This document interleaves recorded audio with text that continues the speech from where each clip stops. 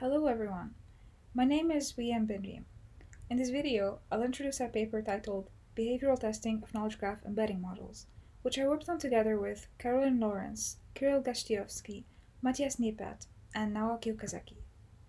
When we test models on the task of link prediction, what we actually do is present a test set of triples to the KGE model, and it makes the predictions for every triple, then computes some average metrics that basically allow us to compare which model is better on some dataset.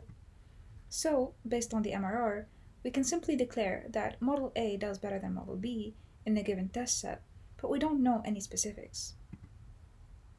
What is lacking in this evaluation method is that while these numbers do have some intrinsic meaning that I won't get into in this presentation, they don't tell us enough information about what the model is good or bad at.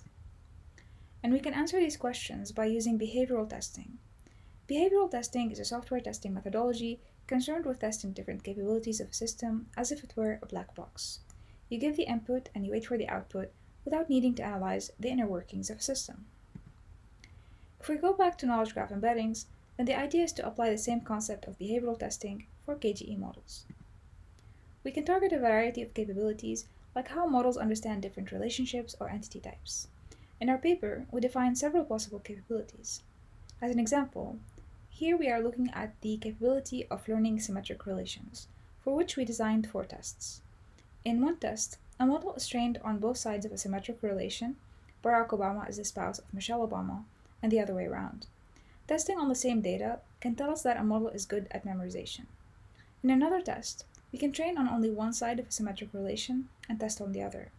If the model fails, then we can conclude that it's not so good at recognizing when a relation is symmetric. In our results, we found that a model can have a low average score on the original test set, but can do pretty well on behavioral tests.